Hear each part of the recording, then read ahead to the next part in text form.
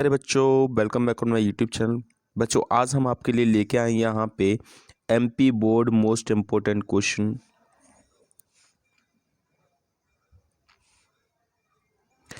Hello प्यारे बच्चों, welcome back on my YouTube channel. बच्चों, आज हम आपके लिए लेके आए यहाँ पे MP board most important question 2022। जी हाँ, विषय सामाजिक विज्ञान कक्षा 10वीं के मैं आपको मोस्ट इम्पोर्टेंट क्वेश्चन कराने वाला हूँ, जैसा कि मैंने आपसे वादा किया था। ठीक है, तो आज का हमारा दिन है पहला दिन।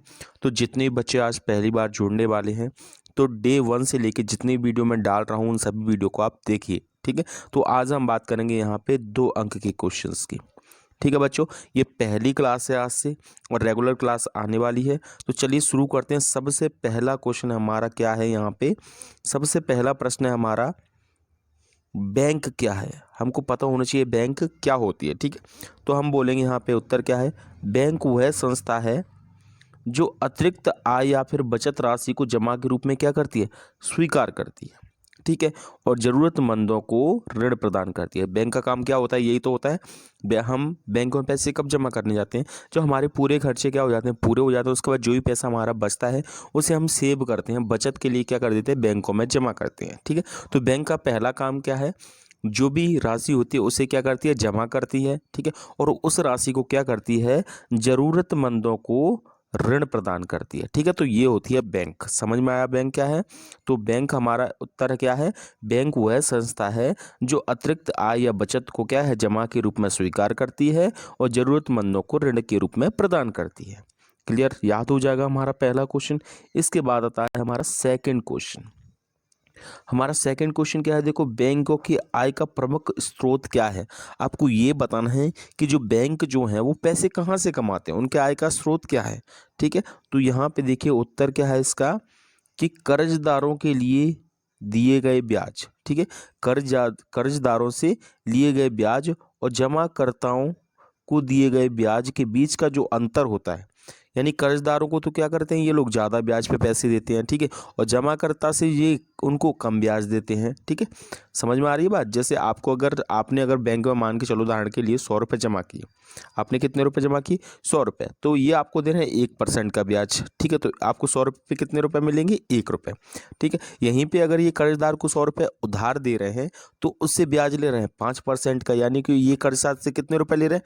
5 रुपये ले रहे हैं, और आपको कितना रुपए दे रहे हैं? 1 रुपये। तो कितने रुपए का फायदा हो गया बैंक वालों को? 4 रुपये का फायदा हो गया। समझ में आया? तो इस तरीके से बैंक क्या करती हैं? अपनी कमाई करती हैं, अपने पैसे कमाती हैं। ठीक है, तो यही क्या है? उनकी आय का, बैंकों की आय का प्रमुख स्रोत है। समझ में आ गया आपको? ठीक है, क्या है? कर्जदारों से लिए गए ब्याज और जमाकर्ताओं को दिए गए ब्याज के बीच का जो अंतर होता है, वही बैंकों की आय का क्या होता है? प्रमुख स्रोत होता है। याद हो जाएगा। इसके बाद हमारा क्वेश्चन यहाँ पे, वाणिज्यिक बैंक से क्या तात्पर्य है? बच्चों, ये क्वेश्चन मैं कल की क्लास यानी डे 2 की क्लास में कराऊंगा। ठीक है, अगर आपको ये क्वेश्चन आता है इसका आंसर, तो आप इस कमेंट बॉक्स में ज़रूर इसका आंसर लिख के बताइए। ठीक है बच्चों, तो चलिए शुरू करते हैं हम अगला क्वेश्चन। हमारा थर्ड क्वेश्चन आता है यहाँ पे। हमारा थर्ड क्वेश्चन क्या है? हमारा थर्ड क्वेश्चन है, स्वयं सहायता समूह के कोई 2 लाभ लिखिए। ठीक है, स्वयं सहायता समूह के क्या क्या लाभ हैं? देखिए, मैं चाहता तो आपको प्रश्न प्रश्न कराता, लेकिन प्रश्न प्रश्न कराने से कोई फायदा भी नहीं है। ठीक है, मैं आपको आईएमपी क्वेश्चन बता दूंगा, आपको फिर उत्तर नहीं मिलेंगे। इसलिए मैंने इसको उत्तर भी नोट कराया, तो आप क्या है, इन उत्तरों को भी समझते जाइए।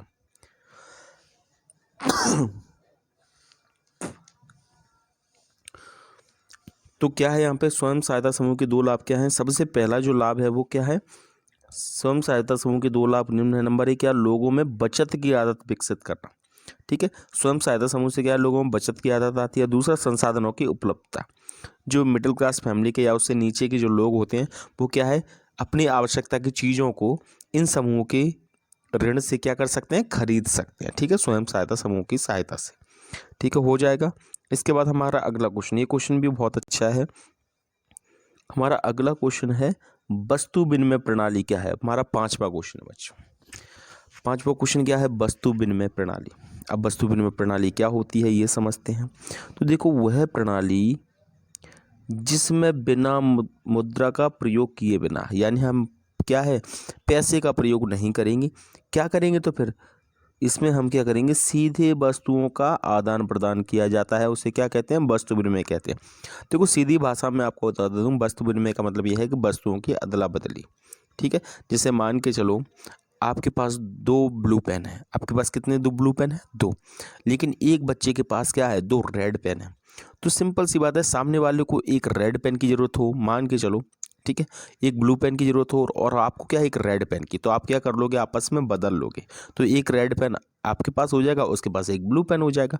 तो आपने क्या कर दिया, पैसे तो एक दूसरे को दिए नहीं, आपने क्या कर दिया, पेनों को अदला बदली कर दी। तो इसी को बोलेंगे वस्तु विनिमय, यानी चीज़ों की अदला बदली को क्या बोलते हैं, वस्तु विनिमय प्रणाली कहते हैं। याद कर लोगे, ठीक है। इसके बाद हमारा क्वेश्चन आता है अगला, क्रेडिट क्या होता है। आपको ये बताना है कि क्रेडिट क्या होता है, ठीक है।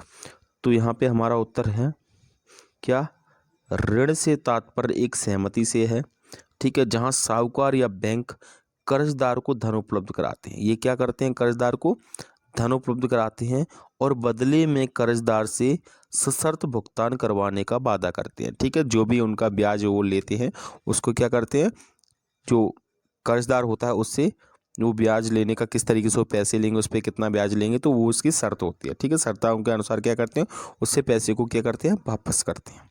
इसको बोलते हैं ऋण। समझ में आ गया आपको। तो ऋण से तात्पर्य एक सहमति से है, जहाँ साहूकार या बैंक कर्जदार को क्या कराता है, धन उपलब्ध कराता है और बदले में कर्जदार से सशर्त यानी शर्त सहित क्या है, भुगतान करवाने का वादा करता है। हो जाएगा। इसके बाद हमारा क्वेश्चन नंबर 7, बहुत अच्छा क्वेश्चन है क्वेश्चन नंबर 7। क्वेश्चन नंबर 7 है विमुद्रीकरण क्या है। हमारा क्वेश्चन है विमुद्रीकरण क्या है। तो देखिए, मुद्रा को चलन से बाहर कर देना क्या होता है, विमुद्रीकरण। मुद्रा को चलन से बाहर का मतलब ये है कि जैसे अभी 10 का नोट चल रहा है, ठीक है, और सरकार इस 10 के नोट को क्या कर दे, बंद कर दे। तो इसका मतलब क्या कर दिया उन्होंने, 10 के नोट का क्या कर दिया, विमुद्रीकरण कर दिया, ठीक है। तो नोटों को क्या कर देना, बंद कर देना, पेमूल्य, उसे क्या बोलते हैं, विमुद्रीकरण।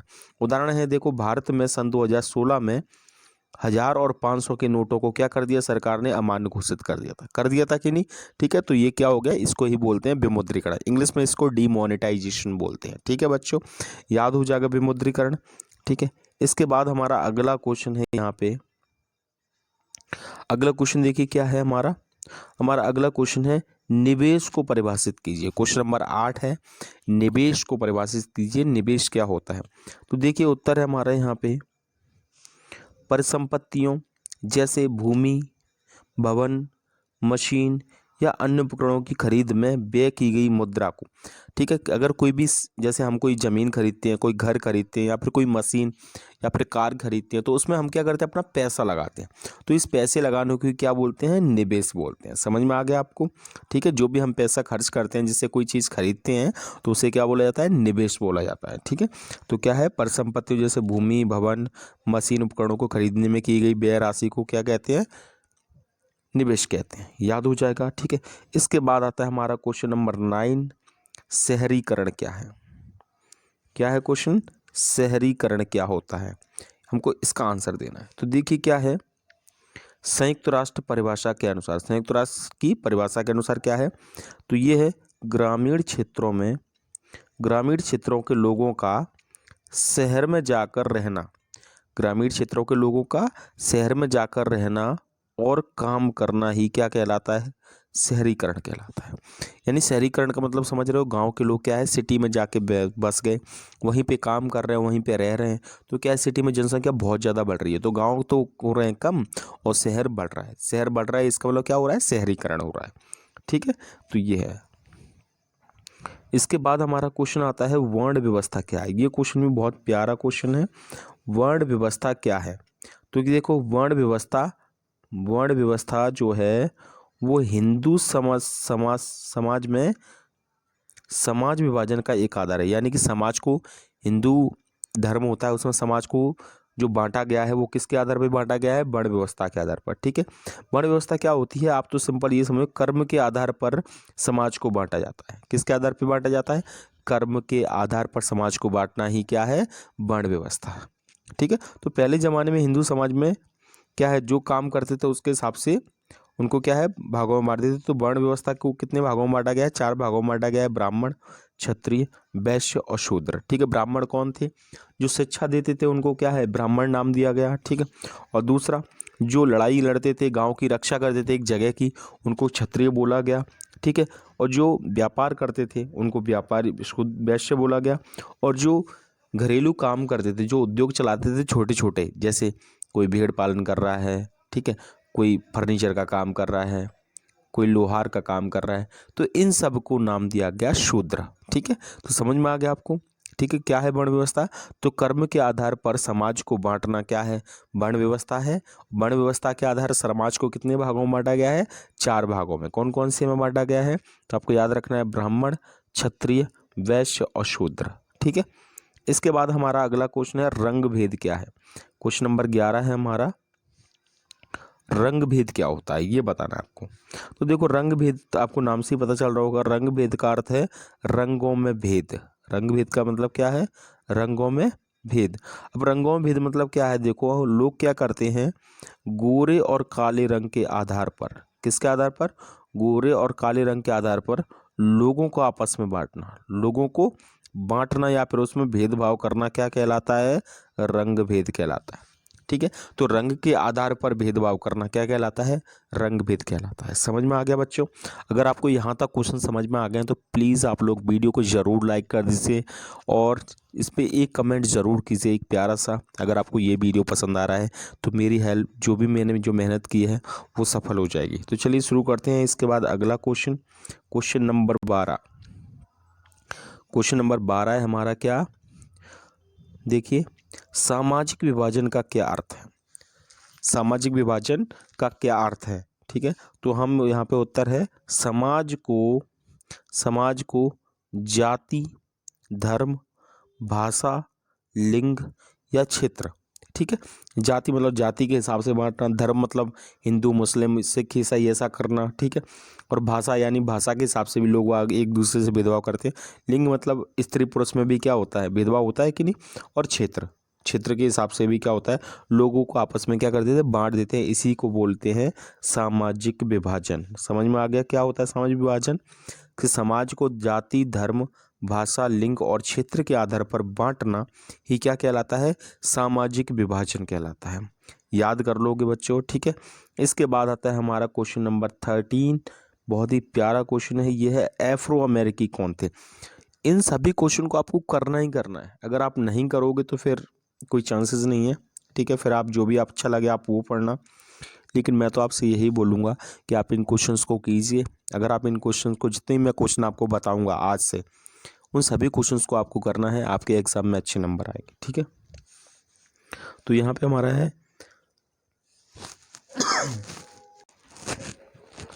हमारा क्वेश्चन है, अफ्रो अमेरिकी कौन थे?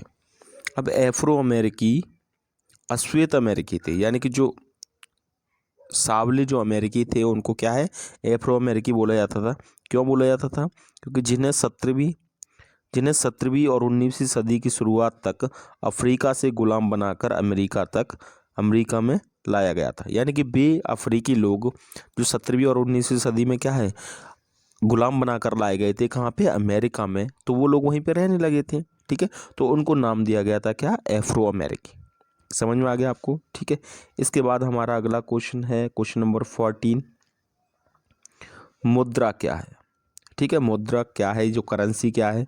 तो यहाँ पे मुद्रा क्या है, देखिए, मुद्रा मूल्य की माप और विनिमय का साधन है। ठीक है, विनिमय क्या होता है? आदान प्रदान करना। ठीक है, जिससे किसी देश की सरकार क्या करती है, मान्यता प्रदान करती है। ठीक है, तो मुद्रा क्या है? मुद्रा मूल्य की माप और विनिमय का माध्यम है, जिसे किसी देश की सरकार क्या करती है, मान्यता प्रदान करती है। उसके बाद हमारा अगला क्वेश्चन है, क्वेश्चन नंबर 15।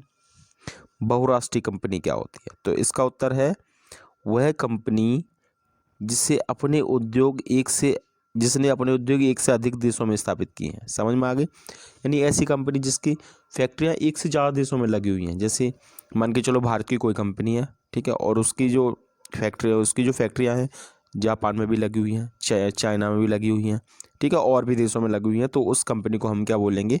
बहुराष्ट्रीय कंपनी बोलेंगे। ठीक है, तो वह कंपनी जिसने अपने उद्योग एक से अधिक देशों में स्थापित किए हैं, बहुराष्ट्रीय कंपनी कहलाते हैं। समझ में आ गया बहुराष्ट्रीय कंपनी क्या होती है? ठीक है, उसके बाद आता है हमारा क्वेश्चन नंबर 15। हो चुका है। इसके बाद हमारा क्वेश्चन नंबर 16, संयुक्त उत्पादन क्या होता है। ठीक है, तो संयुक्त उत्पादन क्या होता है। देखो, संयुक्त का मतलब क्या होता है, मिला जुला।